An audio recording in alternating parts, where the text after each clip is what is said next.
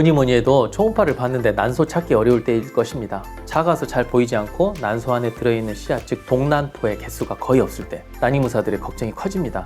키위를 예로 들자면 키위를 썰었을 때 뭐 씨앗이 이렇게 쭉 배열돼 있잖아요. 그런데 그 씨앗이 서너 개만 있다고 생각하면 이건 영 이상한 거죠. 개수가 적으면 적을수록 난소 기능에 문제가 있는 거니까 걱정하게 되는 게 당연합니다. 그런데 이 초음파를 보신 분의 나이가 33세 젊은 분이라면 더더군다나 걱정하게 됩니다. 조기 폐경 같은 무서운 상황도 머리에 떠오르죠. 그러면 처음 만났음에도 불구하고 불쑥 시험관 하기 하세요 같은 소리가 의사들한테서 나오게 되는 것입니다. 또 초음파 이야기인데요. 초음파를 봤더니 자궁이 수박만큼 커져 있는 자궁 근종, 성근증 등의 병이 발견될 때입니다. 너무 커서 모든 장기를 밀어버려서 난소가 어디 있는지 알 수가 없고 나팔관 조영술을 해도 진단이 어려울 때도 있습니다. 아, 착상이 어렵겠구나. 뭔가 서둘러야 되는 상황이군. 이렇게 난이무사들이 조급증이 생기게 되는 게 자궁의 병적인 상태입니다. 그리고 빼놓을 수 없는 질병으로 난소에 생기는 자궁내막종이라는 게 있습니다. 자궁내막증은 자궁내막 조직이 다른 장기, 대부분은 난소에 파고들어서 끈적거리는 핏물이 들어있는 낭종을 만들고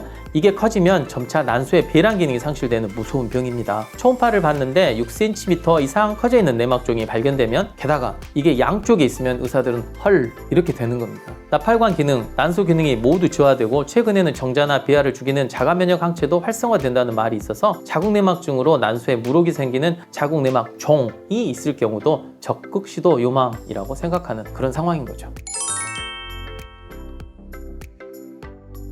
네, 일반적인 질병에는 없는 고려 조건이지만 예를 들어 종갓집 장손인데 며느리 나이가 많고 1년간 임신이 안 된다면 이 경우는 뭐 이것저것 따질 때가 아니라 가장 임신 확률이 높은 그런 방법을 선택해서 최대한 빨리 임신에 성공하는 쪽으로 진행할 수밖에 없게 됩니다. 또는 부모님, 시부모님이 아프신데 손주는 꼭 보고 싶다고 해서 시험관하기 시술을 하는 경우도 있고요. 사형제의 큰며느리인데 아래는 모두 아이들이 생기고 갓 들어온 막내도 임신이 되었다고 한다면 이때는 물불 가릴 때가 아닌 그런 경우도 생각해 볼 수 있겠습니다. 또는 부부는 별 생각이 없는데 시댁이나 친정에서 너무 바라거나 그로 인해 한쪽 부모님이 우울증 빠지는 정도가 되는 경우도 저는 본 적이 있습니다. 이쯤 되면 무조건 시험관은 아니더라도 적극적인 방향으로 임신 시도를 하는 게 맞을 수도 있겠습니다. 물론 가치관의 차이가 있으니까 그건 부모님 사정이라고 생각하는 부부에겐 해당사항이 없는 말이긴 합니다.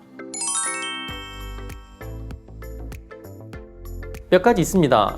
심한 당뇨로 인해서 역행성 사정이 일어나 정자가 소변에서 발견되는 분들은 인공수정도 물론 가능하긴 하지만 다른 제반 사항, 즉 결혼기간, 다른 난임의 원인, 병행 여부 등에 의해서 시험관하기 시술 쪽으로 하는 게 나은 경우도 있습니다. 발기부전이나 무정자증, 심한 약, 희소 기형정자증 등으로 인공수정의 대상조차 되지 않는 경우는 당연히 시험관하기 시술을 하는 게 맞겠죠.